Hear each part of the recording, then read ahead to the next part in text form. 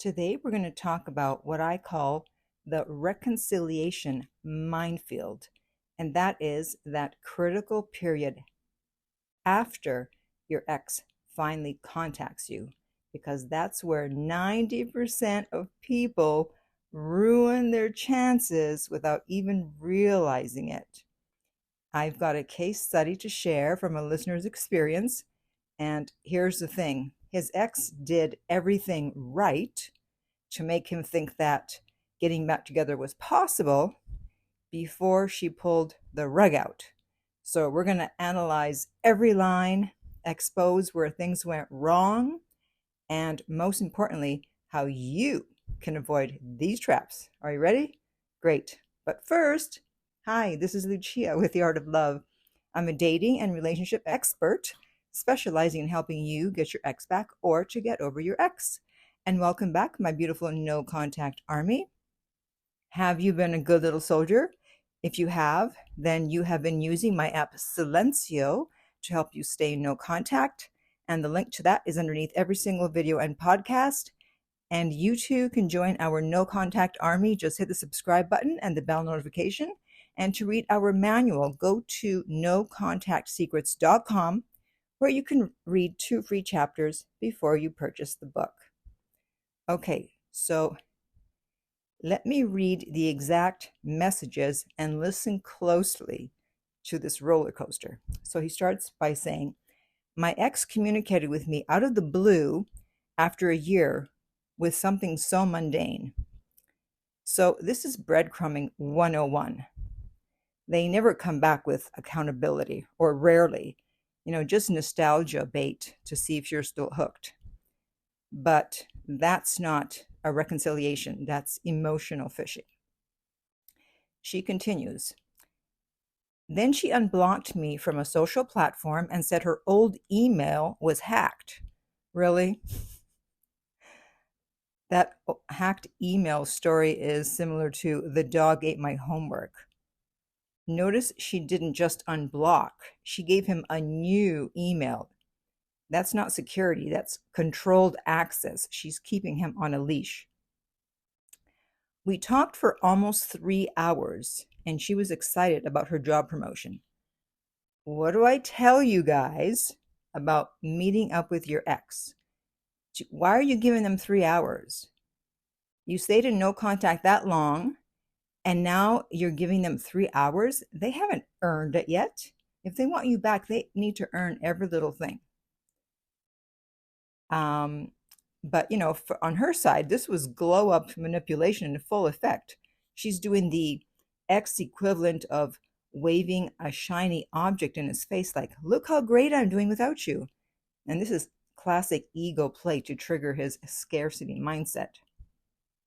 "After a few days, I cooked for her and her kids. Her dog of 14 years was put down." Aha! So the truth comes out. So he mistook a crisis bond for wanting to get back together. And that's why she reached out, because she was going through a crisis and she wanted someone to talk to, someone who felt familiar, someone she had love for. And she reached out to him. And he thought, hey, she wants to get back together. So continuing on, she said I was love bombing her and started blaming me for the breakup all over again, and then ghosted. Aha, the great script flip. When they feel you getting too close, they reframe your care as manipulation to justify retreating. "Oh, you're being too nice," is the avoidant speak for "I'm getting scared of real connection." Her last message was, "I don't trust you anymore. We can never be together." And then she posts Facebook quotes about moving on. So here's the thing about posting quotes about moving on. This would be the equivalent of yelling, "I'm not mad," while slamming doors. Sure you're not. People who actually move on, they don't announce it. They just disappear. So she reached out because of her dog passing away. Grief is not a reunion strategy, okay? Trauma bonding does not equal getting back together, reconciliation. If they only want you when they're hurting, then you're not their partner. You're just their emotional band-aid. Is that all you want to be? And then over-investing in their emotional labor. I cook for her kids. Do not do wife/husband duties when you're only getting X benefits. Cooking for the kids is like being in a relationship, but you're not in a relationship. So it's a huge mistake. You're either all in or you're all out. No free trial periods. And then he didn't call out the mixed signals. She unblocked me, gave me a new email, and then said I was love bombing. So the moment that she blamed him, he needed to say, hey, if we're revisiting the past, then let's discuss how we've both grown, because otherwise, what's the goal here? What are we doing here? But, he also went too fast. It's like 3 hours and volunteering to cook. It's like, no, she needs to make the moves. But I'm going to talk a bit about that in a second. So what could he have done different? Well, there's the 24 to 48 hour rule, and that is you make them marinate in uncertainty. So when an ex texts after no contact, you make them wait 24 to 48 hours to see how they're going to respond to that. And if they can't wait a day or two, then you know what? They really weren't serious. If they text back, oh, you know what? Forget my message. Okay, well, we know then you weren't serious. Then step 2, the interest level. Always undermatch their energy. So if they write 10 words, you write 7. If they take 2 hours to reply, you take 3. And this prevents what's called emotional overdraft, where you give more than they've earned. So match their effort minus 20%. Then we have the accountability gauntlet. And that is that you force clarity or you walk away. So at the first blame attempt, where she brought up the breakup, say, hey, I've reflected on that too. And if we're talking again, I'd want us to focus on where we are now, not who we were then. And this separates the serious from the time wasters. You're either moving forward or you're done.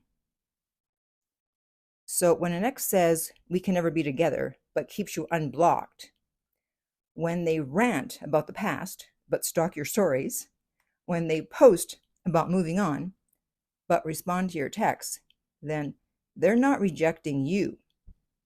They're addicted to the drama. This isn't confusion. It's emotional hoarding. They want to keep you in their back pocket while shopping for better options. And the moment that you truly move on, that's usually when they'll step up or fade away. But either way, you win, because indifference is always the ultimate power move. And if you take nothing else from today, keep this in mind. An ex who truly wants you back won't make you decode mixed signals. They will make things crystal clear. Okay? So now I want to hear from you. How long have you been in no contact, and how is it going? And if you would like my help to get your ex back, you can contact me at theartoflove.net/coaching, and we will send you the rates. They're not on the website. And we respond to all emails within 24 hours. So if you don't hear from us, then we either didn't get your email or we responded and it's in your junk or spam, especially if you have Gmail. So if you don't hear from us within 24 hours, then please reach out again, hopefully using another email. And if you found this video helpful, please give it a like. And if you're listening to this as a podcast and would like to help the show, then just download the episode. You don't even have to listen to it, just download it. And finally, remember that love inspires, empowers, uplifts, and enlightens.